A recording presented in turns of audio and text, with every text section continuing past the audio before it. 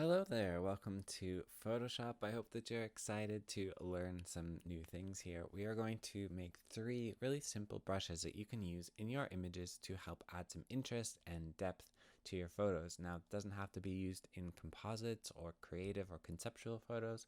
You can use them in kind of any photo that you have that you might want to add some things. We're going to make a rain brush, we're going to make a light ray brush, and we're going to make some magical, sparkling, glowing dust as well. So let's start with our rain brush. We're going to add some rain to this image here because I feel like it might need a little bit of rain to make it look a little more interesting. So what we can do is we don't even have to open a new layer. We can just start right here on our image. We can just actually add a layer. I mean, we don't have to open a new image. We can add a layer. We can go over to our brush there, and we're just going to select our nice soft round brush. So it's that number one brush right at the very top, soft round brush. Next, we're going to open up our brush settings window. So it's under window, brush settings, or it's just that folder there on the top left with the folder with the paintbrush in it. We're going to start at the top there with our brush tip shape. What we're going to do is we're going to change the angle here to 90%, and that's going to make it so that our brush is now pointing straight up into the air. We're going to go to our roundness right underneath. We're going to change that to 5, and that's going to make it a very skinny brush. So instead of it being a perfectly round brush, now we have this very skinny brush. So you can see that it creates a very thin line. We're going to go to increase the hardness to about 50% or so, and then we're going to increase the spacing. Now, the more space you have, the more spaced out your raindrops are going to be. So if you want it to be very thick rain, you'd obviously have your spacing a bit lower. I'm going to increase mine to about 600% or so. Sounds like a lot, but it's really going to work well for us. And you can see that we have a little bit of space in between those raindrops. Next, we're going to go to Shape Dynamics here. And the size jitter at the very top, we're going to slide that up to 100%. That's going to give us some nice variation in the sizes of our raindrops, which helps make them look a lot less uniform and a little bit more natural. We can increase the minimum diameter as well. I'm going to keep it to about 30%, just so we have some nice variation in those raindrops. I'm not going to change the angle jitter because you can see if I do that, we're going to have our raindrops going in every direction, which doesn't normally happen with rain. The next one we're going to go down to is scattering. We're going to scatter this a little bit, and just like the spacing, the more we scatter this, the more distance there's going to be, and the more we have our count, the higher we have our count, the thicker that rain is going to be. So if you want it to be a bit sparse, you'd have it down at 1. If you want it to be a major rainstorm, you'd have it around 9 or 10. I'm going to keep mine at 2. It's a nice amount of rain, I think, for this image. And I'm going to increase the scattering to about 900%. Next, we're going to go down to transfer, and we have our opacity jitter. We're going to slide that up to 100, and that again is going to give some nice variation in the transparency of our rain here. So it's really going to be a nice difference in opacity. So some of them are going to be kind of more visible, and some will be a little bit more transparent. Once you're happy with that, we can just click this box at the bottom with the plus sign in it, and we can just call this rain brush, and now we have saved our rain brush to our brush panels.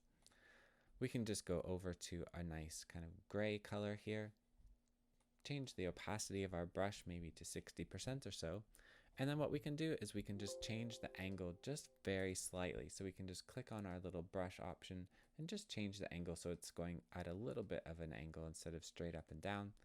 And then to paint in our rain, we can either just start painting it in like that, or what we can do is we can just tap one time at the top of our image.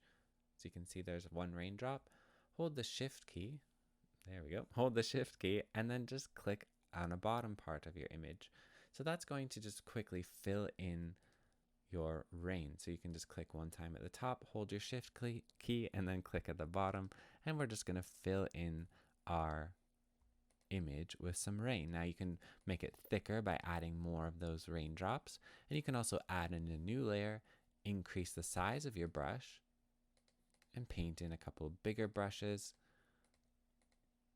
just to add in some nice variation. You can go all the way up and just add some massive raindrop brushes as well, just to give a nice variation. And if you want to add a little bit more movement to the image, you can always go into filter, blur, motion blur and just blur that rain in the same direction that your raindrops are falling in, and that's just going to add some nice blur to your rain so it won't be totally sharp. And you can see that that's how we can add some rain to an image. So if you want to add rain to an image where it feels like you might need to have some, you can see that that really quickly creates a nice rain effect to your image. Our next brush that we're going to create is going to be a light ray brush. So let's open up another image. We have this image here where we're going to create a light ray out of this window here. So we are going to go into File, New, and we're just going to make a brand new image. It can be 2000 pixels by 2000 pixels, and just make sure it's on transparent there. So we'll hit Create. We're going to make sure our foreground color is black, and then we're going to go and select our elliptical marquee tool. It's that round marquee tool. We're going to make a nice round selection there. So we have a nice circle in the center of our image. We're just going to right click, select feather, and we're going to feather that about 100 pixels or so. Next, we're going to go up into Filter, Render, Clouds. It's going to fill it with these kind of cloud looking things. We're just going to click away from our selection so it's not selected anymore.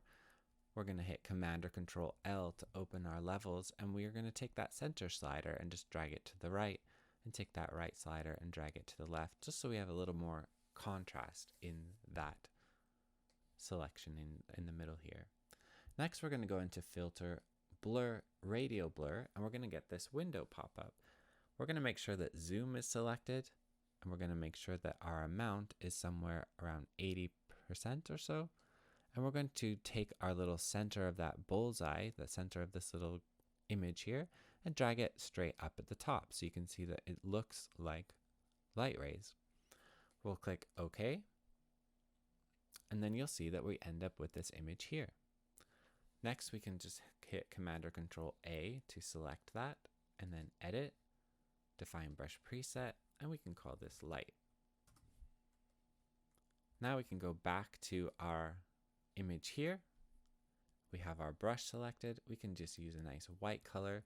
Again, you can change the opacity of your brush if you want to.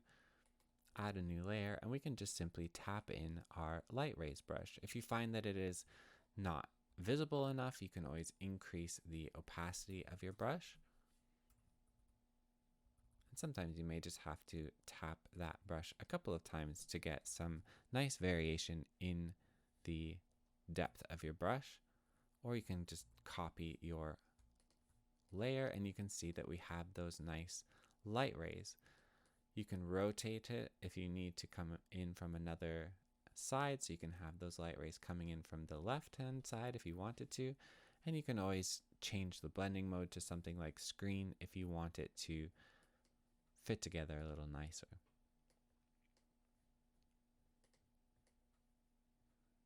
So there we go, we have some nice light rays coming in from the left hand side there. Again, it's a quick and easy way that you can add a little bit more interest or depth to your images, creating some nice realistic light rays. You can see it just reacts differently depending on the blending mode that we select there. Our last one is going to be adding in some sort of magical dust photo in our image. So let's see what we can do with that. We have this picture of a candle here, and we're going to add in some nice kind of sparkly magic around this glowing part of our candle. This works well for lanterns, light bulbs, that sort of thing, anywhere where you might want to have a little bit more interest in your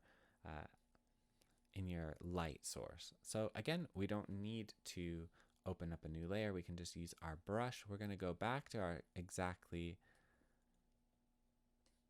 soft round brush, that perfect one at the top. And we're going to make some modifications to this. So let's start with our brush settings again. We're going to start at the top.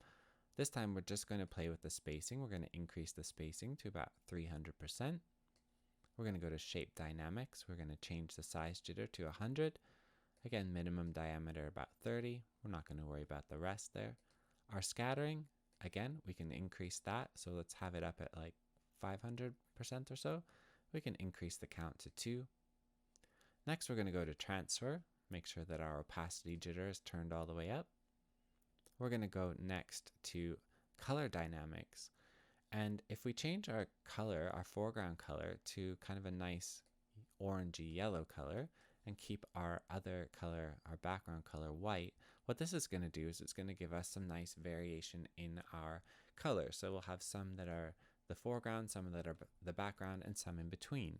So you can see if I start to use this brush, we're going to have some that are more yellow, some that are more white, and some that are in between. I'm not going to change the hue one, because when we change the hue jitter, what's going to happen is that we are going to end up with a lot of different colors that we don't necessarily want to have in our image. So it'll add other colors like purple or blue or green, and we don't really want that. We can change the saturation jitter up to about 50% and the brightness to 25%. And this go back up to our brush tip shape, and we're going to increase the hardness of our brush to about 70% or so. Once we're happy with that, whoops, I didn't mean to close that. We can hit our little brush, add a brush at the bottom, and just call this Sparks. And we're ready to go. We can add a brand new layer, change the blending mode of that layer to something like overlay. And this effect works better when you have the brush size quite small. So we can change the brush size just so it's a nice smaller size brush. And we can just start painting in our little sparks. So you can see if I start to paint that in, we're just going to have some nice sparkles around our light source. Again, you can change your opacity of your brush if you want to, and you can always change the blending mode. So if you want it to be on screen or color dodge, I find it works best on either overlay or soft light. It's just one way that you can add a nice little bit of subtle detail to your images where you have a light source.